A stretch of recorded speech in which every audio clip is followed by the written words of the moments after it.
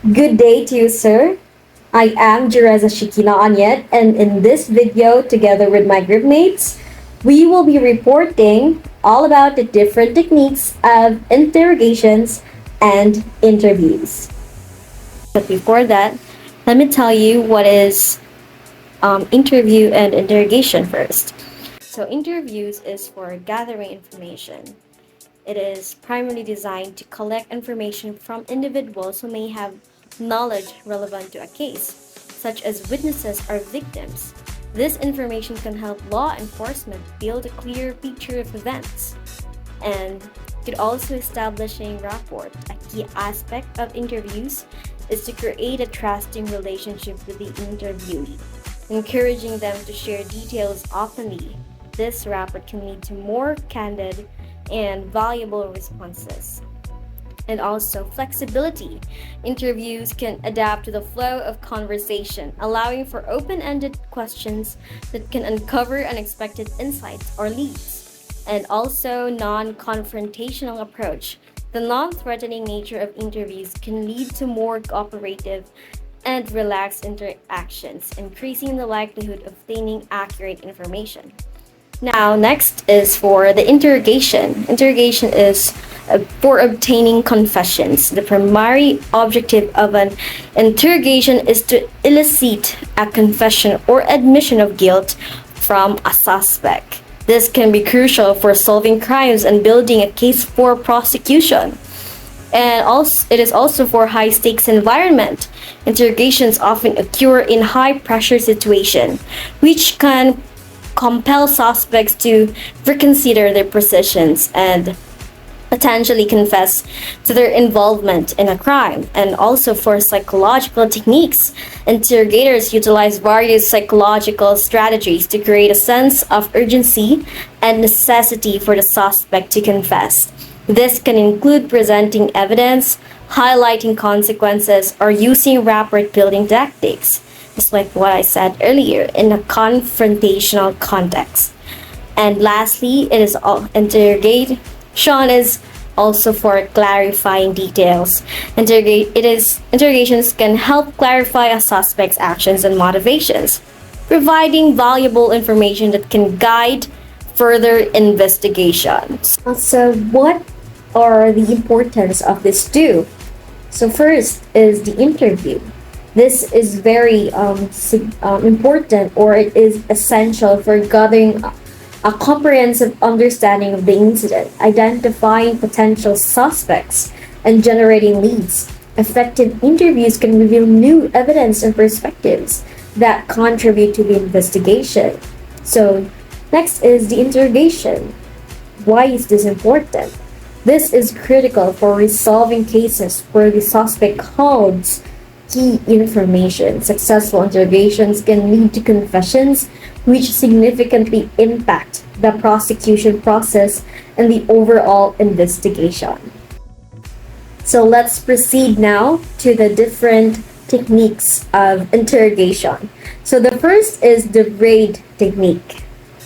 So the raid technique is a widely used interrogation method developed by John E. Reid in the 1950s. It is designed to elicit confessions from suspects through a systematic process of psychological manipulation and strategic questioning. The technique consists of a three-part process: fact analysis, the interrogation phase, and the confession phase. The raid technique emphasizes building rapport, creating a sense of urgency, and applying psychological pressure to encourage the suspect to confess. So for the use case of this technique is that it is primarily utilized by law enforcement agencies in criminal investigations, particularly in cases involving serious offenses such as murder, sexual assault, and theft. It is especially effective when investigators believe they have sufficient evidence to confront the suspect with their alleged involvement in a crime. This technique aims to uncover the truth by persuading suspect to admit guilt, which can significantly impact the outcome of an investigation. So what are the key benefits of this technique? First is the structured approach. The technique provides a clear framework for interrogators, making it easier to navigate complex interactions. Second is psychological persuasion. Uses psychological tactics to encourage confessions, which can be crucial for case resolution. Next is adaptability.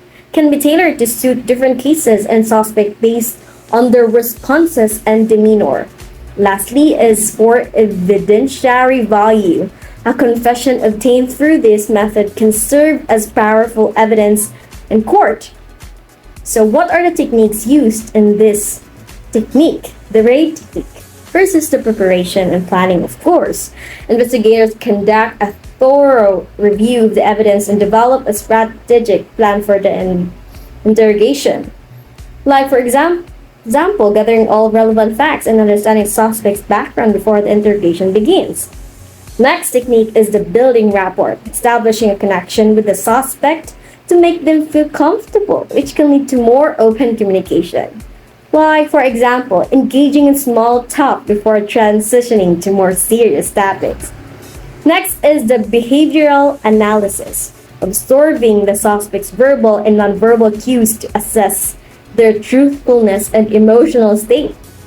Like, for example, you noting signs of anxiety, discomfort, or defensiveness during the initial questioning. And next is the presenting evidence, of course, confronting the suspect with evidence that implicates them in the crime, even if it's not definitive. Like, example, we have witnesses who saw you at the scene of the crime. Next is creating a scene of urgency, imposing psychological pressure by suggesting that the suspect's situation will worsen if they do not confess. Like, for example, a dialogue of when an interrogator said that if you don't tell us what happened, it's going to be harder for you when we present this case with the prosecutor. Next is the alternative questioning, offering the suspect choices that imply guilt but allow them to save face. Like, example, again, a dialogue of, did you do it because you were forced to, or was it a choice you made?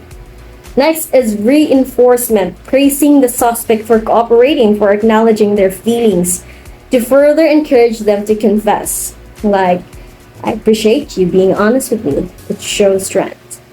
However, this technique has also limitations. It argues that critics of this technique argues that it can lead to false confessions, particularly when applied to vulnerable populations such as juveniles or individuals with mental health issues.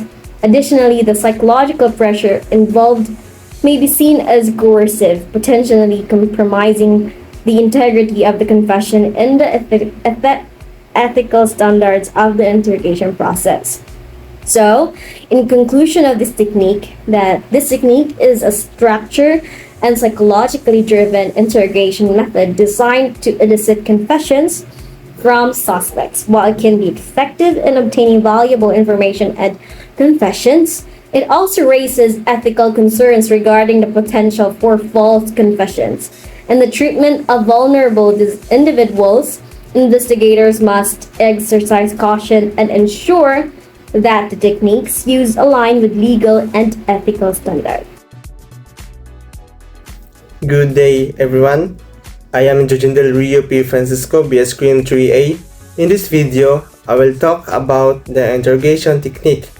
Direct questioning is a fundamental interrogation technique characterized by the use of straightforward, unambiguous questions aimed at eliciting factual information from a suspect. This method is typically employed in the early stages of an interrogation, allowing investigators to establish a clear framework for gathering critical data. The primary goal is to obtain reliable information while assessing the suspect's responses, demeanor, and overall credibility. By maintaining a structured dialogue, the interrogator can clarify essential details, uncover inconsistencies, and evaluate the suspect's emotional state. Direct questioning is most effective in scenarios where investigators require specific factual answers. It is particularly useful during the initial phases of an investigation where the collection of critical data can shape further questioning strategies. This technique helps confirm existing facts and identify discrepancies in the suspect's narrative, allowing investigators to gauge their knowledge about the incident and potentially revealing their level of involvement. There are key benefits. First, clarity and precision. By focusing on clear and concise questions, the interrogator minimizes ambiguity, facilitating the acquisition of specific information. Second, baseline establishment. It helps establish a baseline of truthfulness, enabling investigators to assess future responses against this standard. Third, guided interrogation. The structured nature allows interrogators to effectively steer the direction of the interrogation, adapting strategies based on responses. Fourth, last, emotional insight. Analyzing the suspect's demeanor and emotional responses during direct questioning can provide valuable context regarding their state of mind and potential guilt or innocence. Techniques used in direct questioning. First, specific questions. Asking targeted questions that required factual answers. For example, what time did you arrive at the scene? Second, clarifying questions. Seeking clarification on vague or unclear responses. For example, you mentioned being with a friend. Can you specify who that was? Third, confrontational questions. Addressing inconsistencies in the suspect's statements directly. For example, you said you left at 8 p.m., but security footage shows you were there until 9 p.m. Can you explain that? And last, close-ended questions. Using yes or no questions to elicit specific information. For example, did you see anyone else at the scene? Last, fifth, follow-up questions. Delving deeper into initial responses to gather more information. For example, what do you do after you left the scene? Limitations. While direct questioning can yield valuable information, it may not always be sufficient for obtaining deeper insights or confessions, especially if the suspect is evasive or deceptive. Additionally, overall rigid questioning may lead to frustration or defensiveness from the suspect, potentially hindering the interrogation process. Investigators may need to transition to more advanced techniques to explore underlying motives or emotion. In conclusion, direct questioning serves as a vital tool in the interrogation arsenal, providing a foundation for information gathering. Its effectiveness lies in the ability to extract clear facts and establish rapport with the suspect, setting the stage for more complex strategies in the ongoing investigation. By utilizing direct questioning effectively, investigators can enhance the accuracy of their findings and inform subsequent interrogation approaches. That's all. Controlled confrontation. Controlled confrontation is an interrogation technique that involves presenting the suspect with compelling, incriminating evidence in a manner that compels them to confront the reality of their situation. This approach is characterized by the interrogator applying the strategic pressure to steer the conversation, effectively cornering the suspect and creating an environment where they feel compelled to confess or divulge critical information. The interrogator may use various psychological tactics to enhance the impact of the evidence, fostering a sense of urgency and inevitability that can lead the suspect to acknowledge their involvement in the crime and use case of controlled confrontation is most effective when law enforcement possesses the strong evidence and requires the suspect to confess or clarify their role in the crime. It is particularly useful in serious offenses such as violent crimes or major thefts, where the implication of the confession can significantly impact the case. By leveraging the weight of evidence, investigators can prompt candid discussions, helping to elucidate the suspect's actions and motivations. These techniques aims to extract confessions or valuable insights that inform the broader investigation and potentially lead to the apprehension of additional suspects. There are key benefits. First is psychological pressure. By confronting suspects with evidence, investigators can create a sense of urgency that encourage confessions. Second, elicitation of information. It prompts suspects to clarify their involvement, revealing details that may not have been previously disclosed. Third, effective of serious crimes, particularly useful in high-stakes situations where a confession can significantly alter the course of the investigation. Fourth, establishing controls. The interrogator maintains control of the conversation, guiding it towards the desired outcome. Good day, sir. This is Michael James Orot, and the following are the techniques used in controlled confrontation. First is presenting evidence, introducing incriminating evidence in a strategic manner to force the suspect to confront their situation. Like, for example, we have your fingerprints at the crime scene. Can you explain how they got there?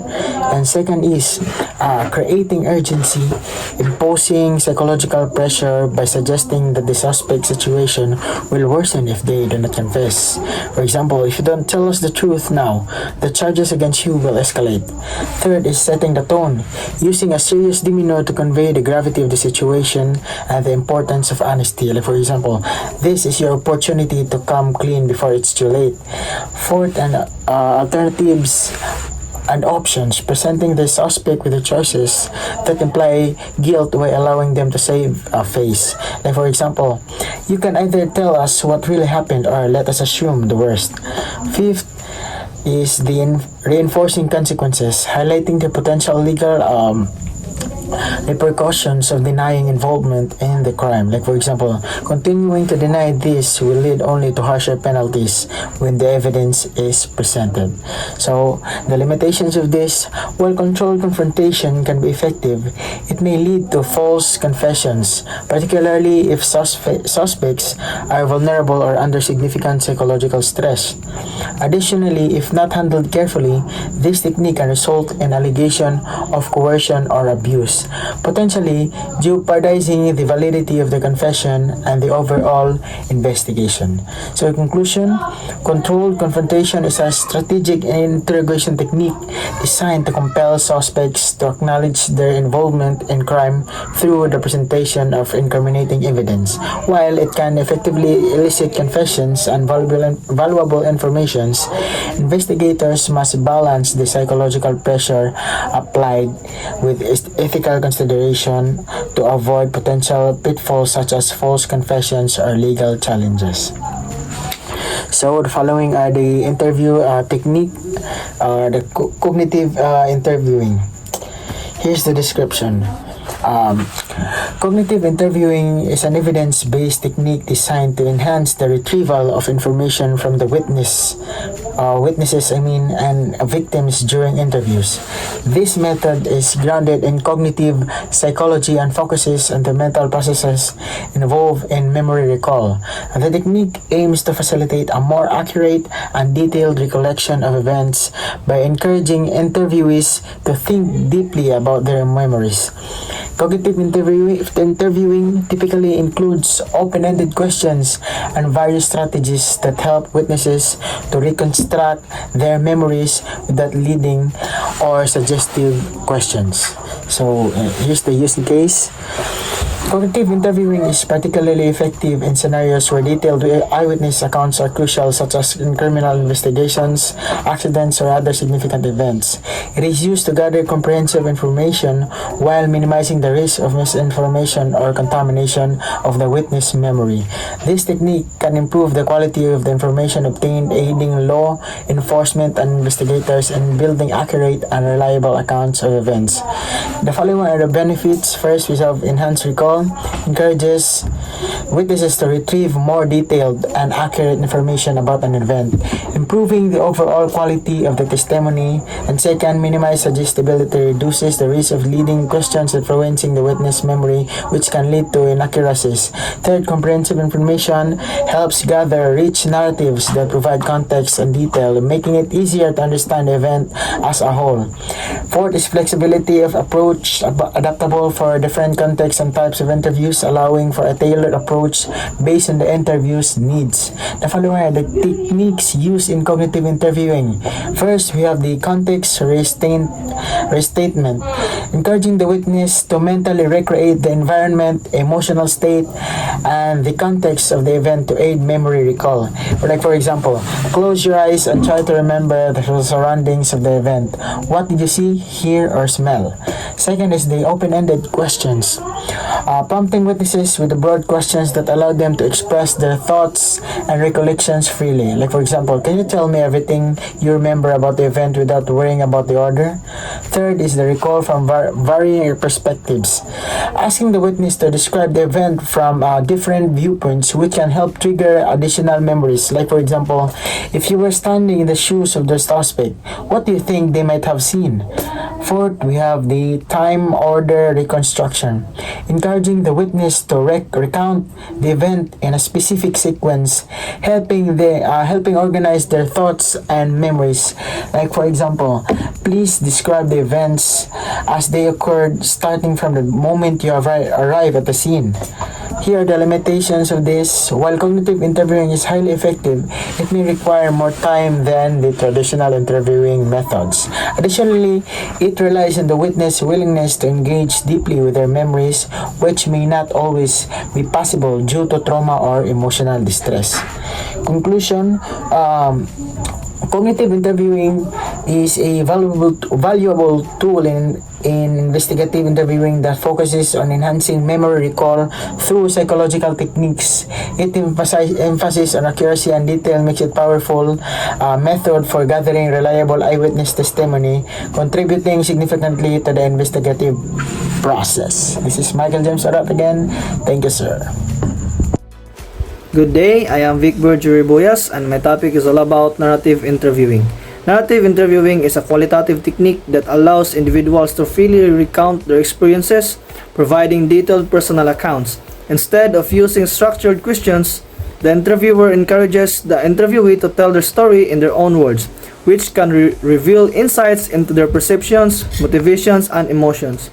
This technique is particularly useful when trying to understand the broader context and meaning behind someone's actions or experiences, especially in complex or sensitive situations. Narrative interviewing is highly effective in situations where an in-depth understanding of an individual's experience is required, such as criminal investigations, victim testimonies, or offender rehabilitation.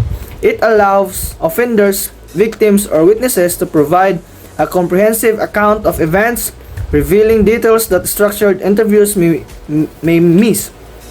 This approach can be particularly useful for understanding the psychological and social factors that contribute to criminal behavior or the emotional impact of a crime on a victim. So the key benefits of this are in-depth understanding, provides rich, detailed insights into the interviewee's experience and perspectives, offering a more nuanced understanding of the events. By giving control to the interviewee, it encourages openness and honesty, making the interview process less intimidating and more supportive. And it reveals hidden insights. The open-ended nature of narrative interviewing can uncover details or emotions that might not emerge through direct questioning. Adaptable to various contexts, from investigating crimes to understanding the experiences of offenders and victims. Techniques used in narrative interviewing. First, open-ended prompting, starting with broad, non-leading questions that encourage the interviewee to share their full story. Example, can you walk me through everything that happened that day from your perspective? And number 2, active listening, allowing the interviewee to speak without interruption, creating a safe space for them to express their thoughts and feelings. Example, listening attentively and only interjecting to ask clarifying questions like, what happened next? And third, minimal follow-up questions, letting the interviewee flow naturally with only occasional follow-ups to clarify details or explore significant aspects of the story. Example, can you tell me more about how you felt at that moment? And fourth is story reconstruction, asking the interviewee to go over certain parts of the story again to ensure details are clear and accurate. Example, can you explain again what happened just before the incident occurred? And limitations of this is, while narrative interviewing provides rich information, it can be time-consuming and may require more skill from the interviewer to keep the conversation on track without being intrusive. And additionally, some individuals may struggle with recounting their stories in an organized way, which may complicate the analysis of their narrative. To conclude, narrative interviewing is a powerful tool for collecting in-depth personal accounts in criminal investigation or research. It allows interviewees to freely share their experiences, providing comprehensive and nuanced insights into their actions and emotions. This technique is especially valuable in cases involving complex psychological or social factors, making it an essential method for understanding the human side of criminal and victimization. So, that's all. Thank you and God bless. Good day everyone, so this is my report description. Rapport-based questioning is an interrogation and interviewing technique that emphasizes building a positive, trusting relationship between the interviewer and the subject. Rather than relying on aggressive tactics or pressure, this method focuses on creating an environment where the interviewee feels comfortable, respected, and understood. The goal is to establish a connection that encourages open communication and voluntary cooperation by reducing resistance and fostering trust. Rapport-based questioning can lead to more truthful and detailed response, especially in sensitive or high-stress situations. So use case. Rapport-based questioning is particularly effective in sensitive situations, such as interviewing trauma victims, reluctant witnesses, or suspects who may feel defensive. It is commonly used in criminal investigation, intelligence gathering, and counseling. In law enforcement, this technique is employed when gathering voluntary information from suspects or witnesses without coercion, increasing the likelihood of obtaining accurate and reliable accounts. It's also effective in cross-cultural contexts where the building trust is critical to overcoming language or cultural barriers. So the key benefits: number 1, increased cooperation. Establishing trust reduces the likelihood of resistance, making interviewees more willing to provide honest, comprehensive information. Number 2, reduction of anxiety. A comfortable, non-threatening environment minimizes the interviewee's stress and fear, leading to a clearer thinking and more accurate responses. Number 3, improve accuracy. Rapport enhances the likelihood of truthful disclosure as subjects are more likely to open up when they feel safe and respected. Number 4, versatility can be applied across the various interview contexts, whether dealing with suspects, witnesses, or victims, making it a flexible approach. So techniques used in rapport-based questioning. So number 1, active listening, demonstrating attentiveness and empathy to show that the interviewer values that subject is saying. Example, nodding in agreement, paraphrasing responses, or using phrases like, I understand how difficult this must be for you. Number 2, non-judgmental approach, avoiding accusations or critical statements to make the interviewee feel safe from judgment. Example, instead of saying, why did you do that? The interviewer may ask, can you help me understand what happened? Number 3, Personal engagement, establishing a personal connection by asking about the subject's background and interests of feelings, creating a sense of shared humanity. Examples: starting the interview with casual conversation such as asking about their family or hobbies before moving into the formal questioning. Number 4, mirror subtly imitating the interviewee's body language, tone, or expressions to create a sense of familiarity and comfort. Example: if the interviewee speaks calmly, the interviewer maintains a similar calm tone, helping to build a subconscious rapport. Number 5, empathy statements, expressing understanding and acknowledging the interviewee's emotion, which can lower their defense and promote openness. Example: it sounds like you have been through a lot. I appreciate you taking the time to talk with me about it. So, limitations. While rapport-based questioning can be highly effective, it may take longer to build the necessary level of trust, especially with uncooperative subjects. Additionally, it requires skilled interviewers who can balance empathy with the need for accurate information without appearing manipulative. In case where time is critical factor, this method might not be expedient as more direct techniques. So, conclusion: rapport-based questioning is an essential tool to investigate interviewing, particularly in sensitive or high-stress contexts. By building trust and creating a comfortable environment, it encourages cooperation and the disclosure of truthful, detailed information. This technique is especially useful when dealing with reluctant interviewees or in situations where forceful interrogation methods would be counterproductive or unethical. So this is my report. Thank you. In conclusion, both interviews and interrogations are integral components of the investigative process, serving distinct yet complementary roles. Mastery of both techniques is essential for law enforcement to effectively gather information and secure confessions in criminal